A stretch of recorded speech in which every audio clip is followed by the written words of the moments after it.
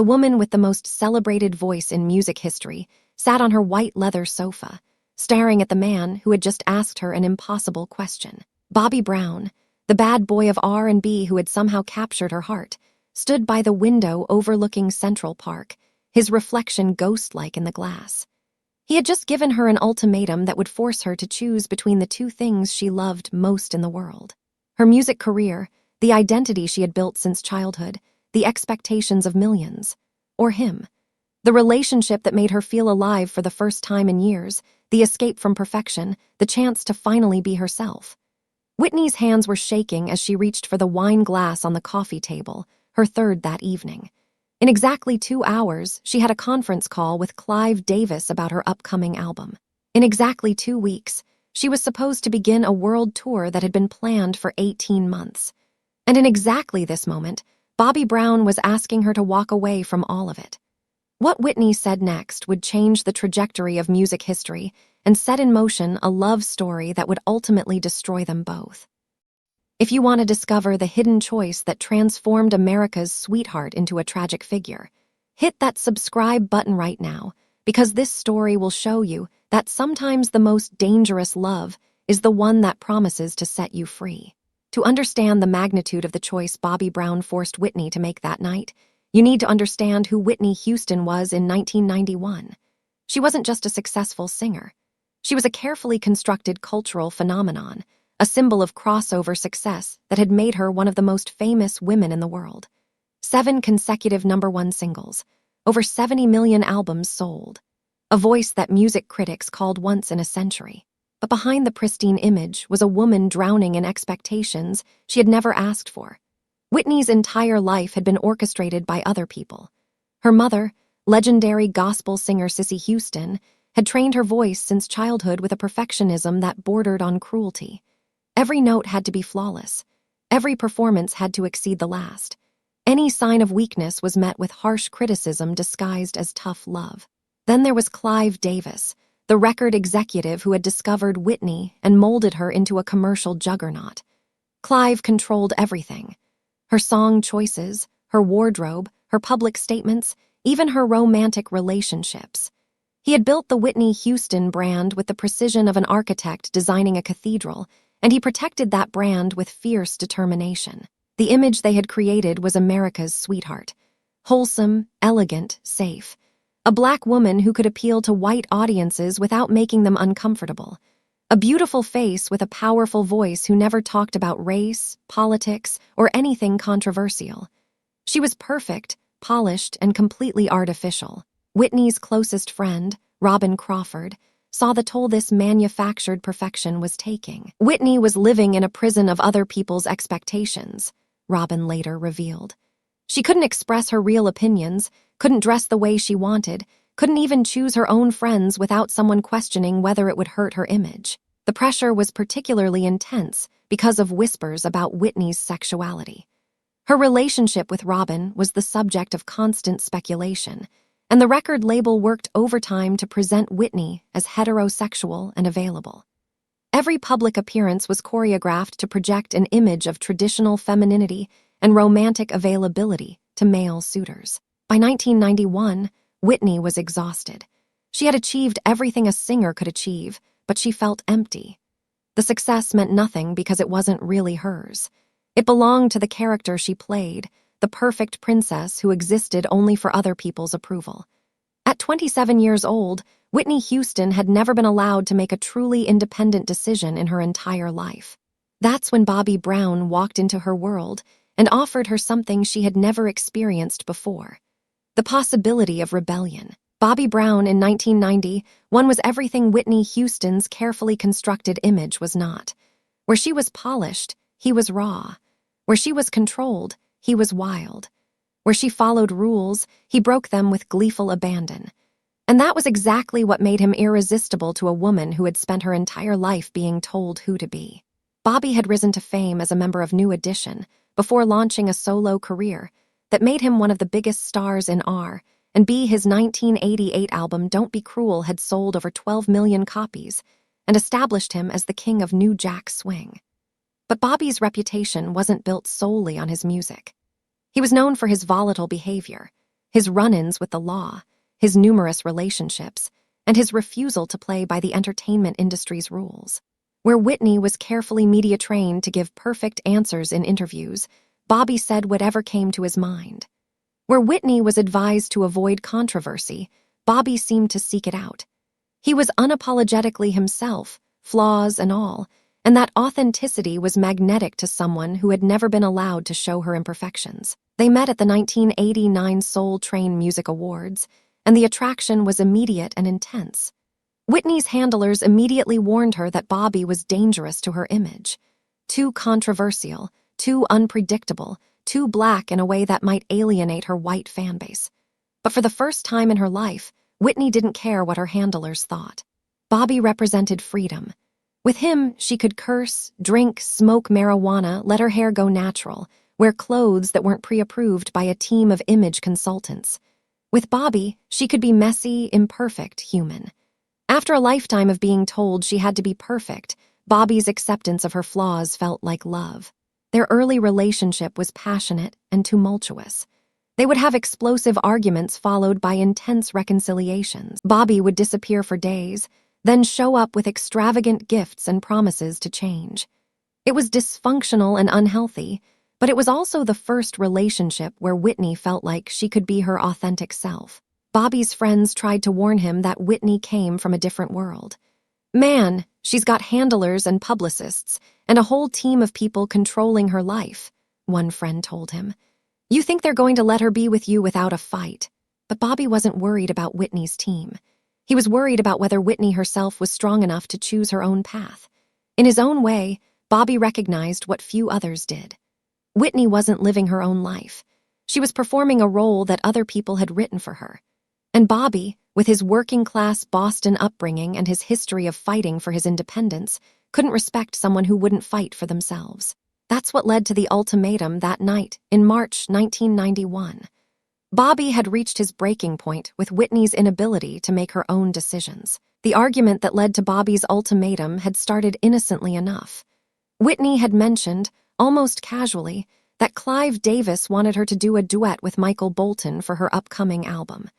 Bobby had immediately objected, not because he disliked Michael Bolton, but because he knew Whitney hated the idea. "So tell him no," Bobby had said simply. Whitney had laughed, a bitter sound that held no humor. "I can't just tell Clive no. It doesn't work like that." "Why not? It's your voice. It's your album. Why can't you choose your own songs?" "Because that's not how my career works, Bobby. Clive knows what's best for." "For who?" Bobby interrupted. "For you, or for his bank account." The argument had escalated from there, touching on all the tensions that had been building in their relationship for months. Bobby's frustration with Whitney's handlers. Whitney's resentment of Bobby's judgment. The fundamental incompatibility between the life Whitney was living and the life Bobby wanted them to have together. Finally, Bobby had stood up and delivered the words that would force Whitney to make a choice she had been avoiding. "I can't do this anymore, Whitney. I can't be with someone who doesn't make her own decisions.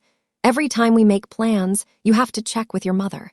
Every time I want to take you somewhere, you have to clear it with your publicist. You're 27 years old, but you live like a child who needs permission for everything." Whitney felt the familiar defensiveness rising. "My career requires." "Your career," Bobby said, his voice sharp with frustration. "That's all you ever talk about. Your career, your image, your brand. What about your life, Whitney? What about being happy?" "I am happy," Whitney protested weakly. Bobby looked at her with an expression that mixed love and pity. "Baby, I've never met anyone more miserable than you. You're the most famous singer in the world, and you're drowning in success that doesn't even belong to you." The truth of his words cut deeper than Whitney wanted to admit. She picked up her wine glass, noticed her hand was shaking, and took a long drink to steady herself. "So what do you want me to do, Bobby? Quit. Walk away from everything I've built." "You haven't built anything," Bobby said, and his bluntness was like a slap. "Clive built it. Your mother built it. You're just the voice they use to sell records. When do you get to build something for yourself?" Whitney stood up, anger finally breaking through her careful composure. "You have no idea what you're talking about. You don't understand the pressure, the expectations." "I understand perfectly," Bobby interrupted. I understand that you're so scared of disappointing people that you've completely lost yourself. I understand that you drink too much because it's the only time you feel brave enough to be honest. I understand that you're with me because I'm the only person who doesn't expect you to be perfect." Whitney felt tears burning in her eyes. Everything Bobby was saying was true, but hearing it spoken aloud was unbearable. Bobby's voice softened, but his words remained firm. "I love you, Whitney. I love the real you, not the version Clive Davis created for white America. But I can't be with someone who won't fight for herself. I can't be with someone who lets other people control her entire life." "So what are you saying?" Whitney whispered. Bobby took a deep breath, and when he spoke, his voice was steady with conviction. "I'm saying you need to choose. Your music career the way it exists right now, with all the control and manipulation and fake perfection. Or me. A real life where you make your own decisions, even if those decisions are messy and imperfect and don't make everyone happy." Whitney stared at him, feeling the weight of the choice crushing down on her. "Bobby, that's not fair. You can't ask me to choose between." "Yes, I can," Bobby said. "Because right now you're not choosing anything. You're just letting life happen to you. You're letting Clive choose your songs, letting your mother choose your image, letting everyone else decide who Whitney Houston should be. I'm asking you to finally choose something for yourself." The room fell silent except for the sound of traffic far below on the New York streets. Whitney walked to the window and looked out at Central Park, seeing her reflection superimposed over the darkness. She looked perfect. Hair perfectly styled, makeup perfectly applied, wearing a designer dress that had been selected by a stylist. Everything about her appearance was controlled and calculated. And she hated it. "What if I'm not strong enough?" Whitney asked quietly. Bobby came to stand beside her. "Then you're not ready for a real relationship, because I need a partner, not a puppet." Whitney turned to face him, and for the first time in years, she let someone see her completely vulnerable and afraid. "If I choose you, I lose everything. My career, my family's approval, everything I've worked for." "If you choose your career the way it exists now," Bobby countered, "you lose yourself. And baby, I'm not sure there's much of yourself left to lose." Whitney knew he was right. The drinking had become a daily necessity. The pills to sleep, the pills to wake up, the constant anxiety that came from trying to be perfect for everyone. She was already destroying herself trying to maintain an image that wasn't real. "How much time do I have?" Whitney asked. Bobby looked at her with an expression she couldn't quite read. "To decide, as long as you need. But Whitney, I'm not going to keep watching you live someone else's life. If you can't choose yourself, if you can't choose us, then I'm out. Because I love you too much to watch you slowly kill yourself trying to be perfect." After Bobby left that night, Whitney sat alone in her penthouse apartment and did something she rarely allowed herself to do. She thought about what she really wanted, not what her mother wanted, not what Clive wanted, not what her fans expected. What did Whitney Elizabeth Houston want for her own life? The answer terrified her because it wasn't the music. The music had become a prison, a set of expectations she could never fully meet.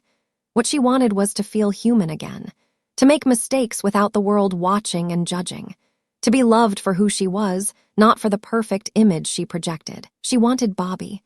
She wanted the chaos and the passion and the freedom to be imperfect, even if that freedom ultimately destroyed her.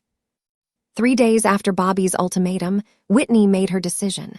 She called Clive Davis and told him she was postponing the album. She called her mother and told her she was taking a break from performing. She called her publicist and told her to cancel all upcoming promotional appearances. And then she called Bobby and told him she chose him. The decision sent shockwaves through the entertainment industry. Whitney Houston, the most bankable female artist in music, was walking away from her career at its peak. Her team was in crisis mode. Clive Davis tried to convince her this was temporary insanity. Cissy Houston accused Bobby of manipulating her daughter. The media speculated about nervous breakdowns and secret health crises. But for Whitney, the choice brought an unexpected sense of relief. For the first time in her adult life, she had made a decision based on what she wanted, not what other people expected. It was terrifying and exhilarating in equal measure. Bobby's reaction when she told him was not what she expected. Instead of celebrating, he looked at her seriously and said, "You know this isn't going to be easy, right? Choosing yourself, choosing us, it's going to be the hardest thing you've ever done. People are going to hate you for it. They're going to say I corrupted you, that I ruined your career. Let them say whatever they want, Whitney replied, and she meant it. I'm tired of living for other people's approval. The early days of Whitney's choice were intoxicating. She and Bobby moved in together, and Whitney experienced a kind of domestic normalcy she had never known. Cooking meals, watching movies, going to bed without setting an alarm for a 5 a.m. photo shoot. She cut her hair short, stopped wearing the elegant gowns that had defined her image, started dressing in jeans and casual clothes. Her true friends, like Robin Crawford, were conflicted about the change. I was happy to see Whitney finally making her own choices, Robin later said. But I was also terrified because Bobby brought out a recklessness in her. She went from one extreme of total control to another extreme of no control at all. The public response was brutal. The same media that had celebrated Whitney for her wholesome image now vilified her for abandoning it. Headlines called her ungrateful. Radio DJs questioned whether she had forgotten where she came from. Her white fan base, which had always been cultivated so carefully, largely turned against her. But the harshest judgment came from the Black community. Whitney had long faced accusations of not being Black enough, of selling out to appeal to white audiences. Now, dating Bobby Brown and distancing herself from the polished image that had made her a crossover success, she faced a different criticism, that she was throwing away everything she had achieved for a man who was dragging her down. Whitney felt the weight of this judgment acutely. No matter what she did, she couldn't win. When she was controlled and perfect, she wasn't Black enough. When she chose her own path, she was destroying herself for a man. The impossible standards that had always defined her life hadn't disappeared. They had just changed shape. The drinking that had started as a way to cope with performance anxiety became a way to cope with public criticism. The marijuana that Bobby introduced her to became a daily habit. Whitney told herself she was finally living authentically, but the truth was she had simply exchanged one form of escapism for another. On July 18, 1992, Whitney Houston married Bobby Brown in a lavish ceremony at her New Jersey estate. The wedding was attended by over 800 guests and cost over $1 million. Whitney wore a custom Givenchy gown, and the celebration included performances by some of the biggest names in music. On the surface, it was a fairy tale. The princess marrying her true love, choosing happiness over career. But those close to the couple saw warning signs that the relationship was already becoming toxic. Bobby and Whitney had explosive arguments at the reception. Whitney drank so much she could barely stand during the ceremony. Several guests reported seeing Whitney crying in a bathroom, saying she had made a terrible mistake. The honeymoon period, if it ever truly existed, was brief. Within months of the wedding, the dysfunction that would define their marriage was fully established. Bobby was frequently unfaithful. Whitney's substance abuse escalated from marijuana and alcohol to harder drugs. They had public fights that sometimes turned physical. The media documented every scandal with gleeful cruelty. But the most tragic aspect of Whitney's choice wasn't the dysfunction with Bobby. It was how completely she lost herself in the process of trying to be authentic. In trying to escape the prison of perfection, she had run straight into the prison of addiction and abuse. The music that had once been her greatest gift became a source of pain and shame. When she did perform, her voice showed signs of strain from smoking and drug use. She missed recording sessions, showed up late to concerts, and when she did appear, she was often clearly intoxicated or high. Clive Davis, who had tried to save her from making what he saw as a catastrophic choice, watched with helpless frustration as Whitney destroyed the career he had so carefully built. Whitney made a choice between her music and Bobby Brown, he later said. And in choosing Bobby, she didn't just lose her career, she lost herself. Whitney's mother, Sissy, was even more devastated. She had raised Whitney to be a professional, to honor her gift, to never let personal problems interfere with her commitment to excellence. Watching her daughter throw it all away for a relationship that was obviously destructive was agonizing. But when Sissy tried to intervene, Whitney pushed her away. "You never let me make my own choices," Whitney told her mother during one heated argument. "You controlled every aspect of my life and look where it got me, miserable and empty. At least with Bobby, I feel alive." "You call this alive?" Sissy had responded, looking at her daughter's bloodshot eyes and trembling hands.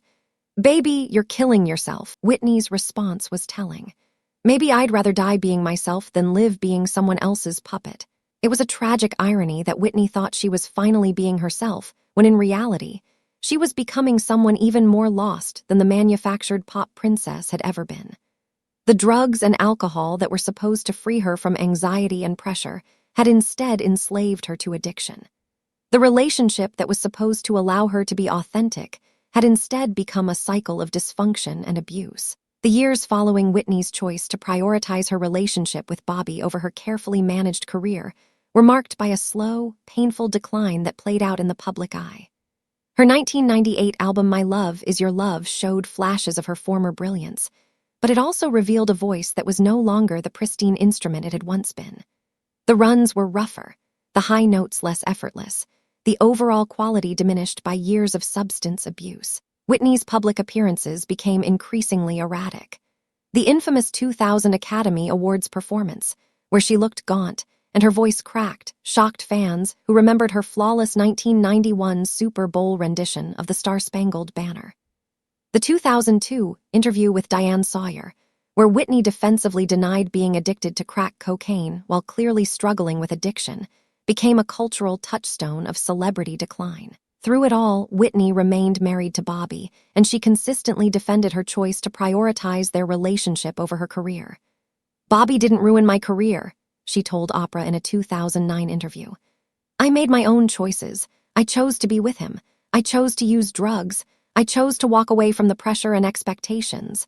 Were they the right choices? Obviously not, but they were my choices." This insistence on ownership of her decisions was both admirable and heartbreaking. Whitney was finally exercising the autonomy she had been denied for so much of her life, but she was using that autonomy to make choices that were destroying her. Robin Crawford, who had distanced herself from Whitney as the addiction worsened, reflected on the tragedy of Whitney's assertion of independence. Whitney spent her whole life being controlled, and when she finally took control, she didn't know how to make healthy decisions. She equated freedom with self-destruction. She thought that being herself meant being messy and addicted and in a toxic relationship. The decline affected not just Whitney's career, but her entire sense of self. The woman who had once been celebrated for her elegance and grace became tabloid fodder, photographed looking disheveled and disoriented.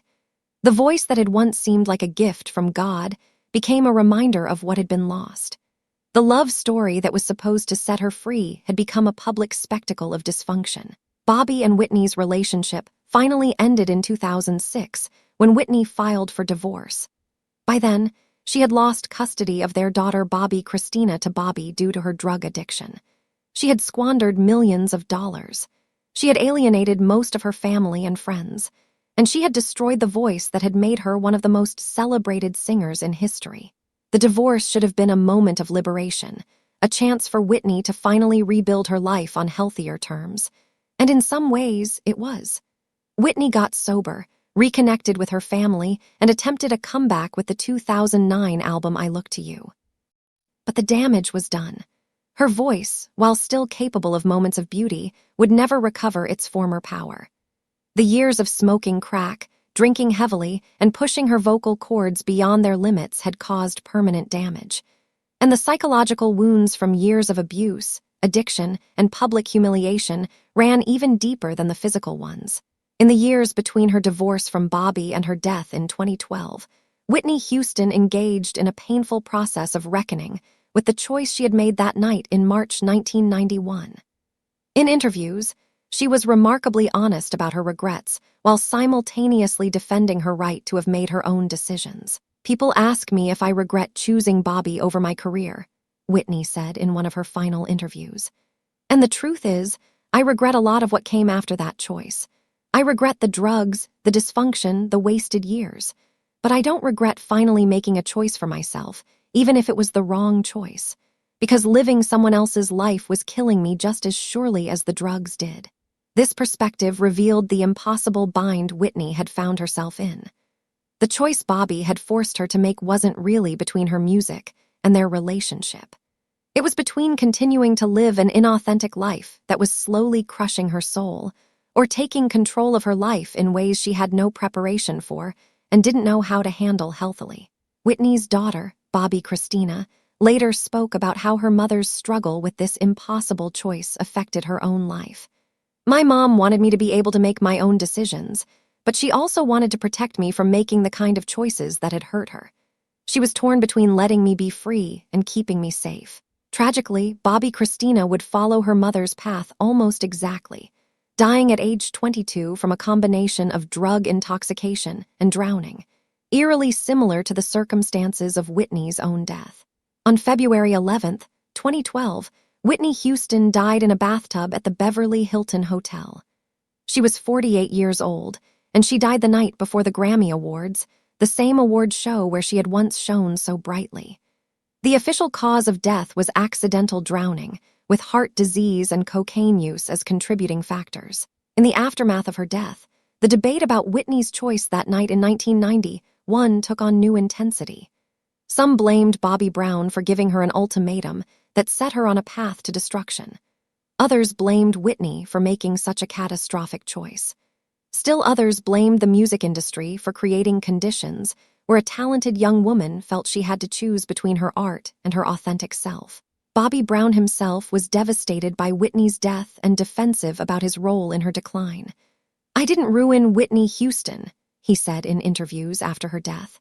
"The industry ruined her long before I came along. I tried to give her a way out, a chance to live her own life.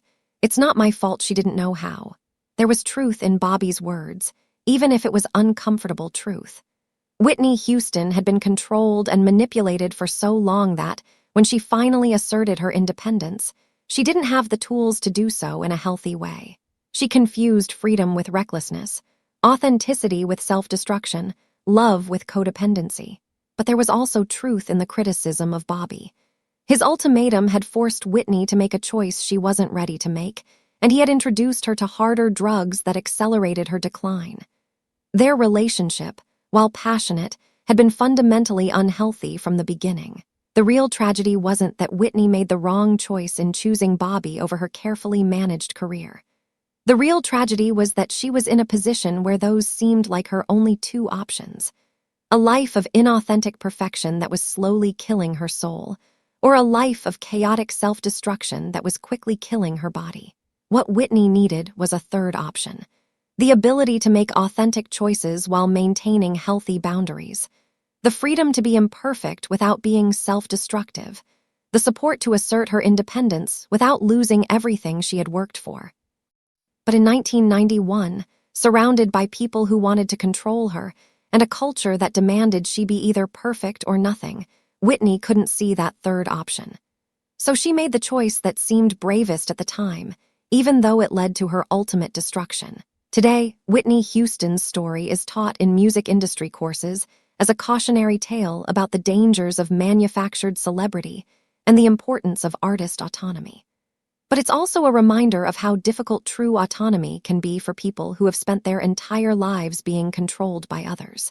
Young artists who face the same pressures Whitney faced, the pressure to be perfect, to appeal to crossover audiences, to maintain an image that isn't authentic to who they are, often reference Whitney's story when making their own choices.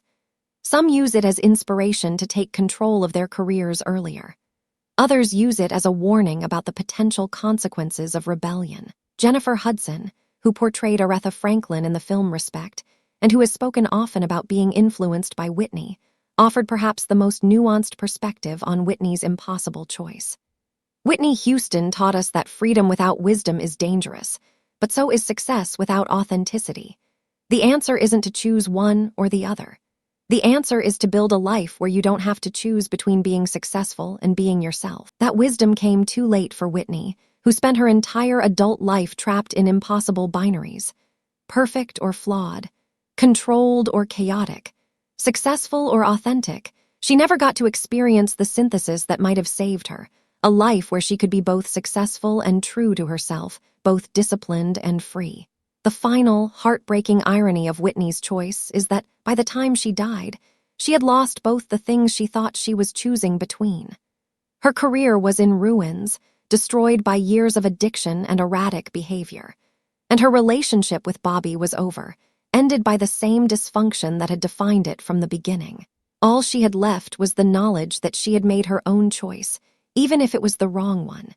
And for a woman who had spent her entire life having choices made for her, perhaps that knowledge provided some small comfort in her final years. This powerful story reminds us that the choices we make in moments of crisis often define the rest of our lives. Whitney Houston was forced to choose between an inauthentic life of success and an authentic life of chaos, and she chose the chaos because it felt like freedom.